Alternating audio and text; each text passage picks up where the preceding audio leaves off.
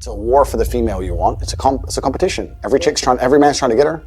It's a war for the car you want. It's a war for the money you want. As a man, you shouldn't be waking up going, how do I get happy? As a man, you wake up and say, okay, how do I perform? Because what we said earlier is absolutely true. It's player versus player, my friend. Unfortunately, and it's an unfortunate reality of the world, is that it's player versus player. Like if you go to a video game, you play Call of Duty, right? There's 20 people in there, and we're all trying to kill each other. And the world is very, very similar financially. I'm not saying we should be out here killing each other, but I'm trying to explain that there's a certain amount of resource and everyone's trying to get it. But the masculine imperative and the masculine perspective is you have to understand that life is war. It's a war for the female you want. It's a competition. Every man's trying to get her. It's a war for the car you want. It's a war for the money you want. It's a war for the status.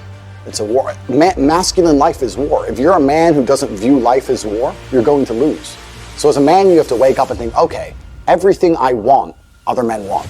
I have to outcompete every other man to get it. So how am I going to do that? Am I going to do that by living in the moment, ignoring my phone, having a fun picnic? If I'm stressed or I'm frustrated, then I understand it's my time to perform. And I agree that society puts huge pressure on men, and it's time for men to perform. As a man, you either perform or you don't. And it is player versus player. The man who goes to the gym every single day, regardless of how he feels, will always beat the man who goes to the gym when he feels like going to the gym. And it's player versus player. And let me tell you something. As much as you want to sit here and disagree with me, it's women who decide who the winner is.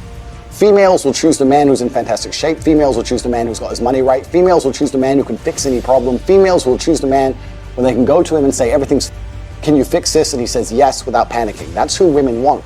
I say that life as a man is exceptionally difficult. I say the most beautiful and the most terrifying thing about being a man is you're born without value. Society doesn't care about you. You're only going to be cared about based on how useful you are. You have the chance to build yourself up and become a superhero if you're prepared to do the hard work and be indefatigable enough to never quit. But if you're going to stand around and wait for a handout, nobody's going to ever respect you. And I think that a lot of people have forgotten about how difficult and how competitive it is as a man. We're always in constant competition with each other. And it's your duty as a man to stand up and say, I want to be as important and strong and good-hearted and God-fearing as possible. And I need to work hard to achieve those things. And the dangerous thing about overly emotional men is that they're dangerous. They're genuinely dangerous. This is what's crazy. All these people who talk about toxic masculinity and how bad it is for men to be traditionally masculine. A traditionally masculine man does things he doesn't feel like doing because it is his duty to do them. He charges into the building because it is his duty. Not because he feels like it, because it is his duty. We're now teaching the new generation of men that they don't have duty and they can just act on their feelings and act how they feel, and they don't have to act as a man should. Do you know what happens when you get men who just act how they feel?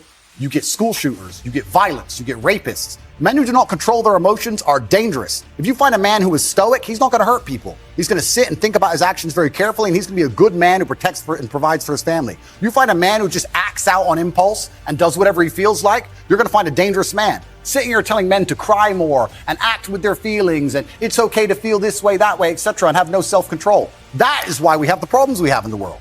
Absolutely and utterly wrong. So when they talk about toxic masculinity, they have it completely inversed on its head, completely and utterly wrong. We need to be teaching stoicism. We need to be teaching young men to understand that the world is very, very difficult. It's hard to be a man. You're going to feel bad sometimes. You just suck it up and perform anyway. Depression is the ultimate motivation. Oh, so you're depressed. Okay, so you come along to me and you tell me you're depressed. I expect to see a huge list of what you're achieving per day. If you're unhappy with your life, if you're depressed, I don't expect you to be popping pills and sitting laying in bed. I expect you to give me a huge list of everything you're achieving per day. Depression's a fantastic motivation. You know, but people are told the opposite. No, you should feel depressed. That's wrong. You should be happy anyway. Take the pills, stay home, take some time off. Complete garbage. You're depressed? Okay, get up, go for a run, lift more weights, make more money, get a second job, get more girls. Like, you can outrun depression. I'm a man who's always believed, and I think every man understands this, action over inaction. And I think it was General Patton who said, a good plan today is better than a perfect plan tomorrow. You got to do something, and you got to do something fast. Yeah. You're just sitting around talking about it and hoping for things to get better. Has never, I don't know about you gentlemen, but every time I ran out of money in my bank and I thought I'm going to sit around and hope for something to come, it never really worked out. Right. It never worked out. You know, it's like you can't be sitting around waiting for things to happen to you. Also, I think, especially in the West, a lot of people's problems are all in their mind. And I'm not saying that mental conditions aren't real, because absolutely some are. But I try and explain to people, look, the only thing on the planet you have genuine control over is your state of mind. Like, you can't even control your health. You might get hit by lightning. You can't control other people. You can't control the weather. You can't control anything. The only thing you can affect in genuine real time is how you feel in your head. Oh, I get really shy and anxious. I'll say, so? Right. Oh, okay, that must be horrible. No, so? Do it anyway. Yeah, but I'm shy. I don't care. No one cares. The whole world doesn't care. Nobody cares. Go. If you could drop dead tomorrow, the world wouldn't care. The sun's still going to rise. People are still going to go to work. So you're going to sit there and worry about speaking? When people come to me and say, I'm not happy, I say, why should you be happy?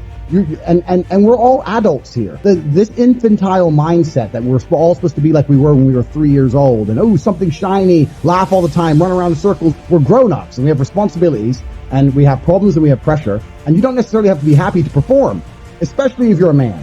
Like women have this, I guess to a degree, they're born lucky. Women have this mindset where that people expect women to be happy. Women need to be happy. But as a man, you have a burden of performance. As a man, you shouldn't be waking up going, how do I get happy? As a man, you wake up and say, okay, how do I perform? You know, and happiness will come at the end of the performance anyway. But if your number one goal as a man, if your number one mission in life is just to be happy, that's going to be an extremely vacuous existence, and you're not going to be a man of substance. The men of substance out there are not necessarily happy people. Mike Tyson wasn't happy when he was smashing people's faces in. That's not how you get there. You don't get there being happy. It's just a complete, the whole mindset, the whole idea that, oh, we all need to be happy all the time is the reason you have men on the streets taking drugs, looking for a quick fix. They don't want to do any real work to get any genuine fulfillment. So they end up shooting drugs, running around being fools. Motivation isn't real. Everyone says motivation is not real, discipline's real. I do not feel like training, but I still train because I'm a disciplined individual. You don't get to go through life only doing the things you feel like doing. Do you know who gets to do that? Beautiful women. Beautiful women get to do what they feel like doing. As a man, you have to do the things you're supposed to do, because what we said earlier is absolutely true. It's player versus player, my friend. And I wake up and I decide, even though I don't feel like working, I'm going to work my ass off. And you wake up way down there, a peon, and you can't be bothered to work. What chance do you have against men like you? You don't stand a chance.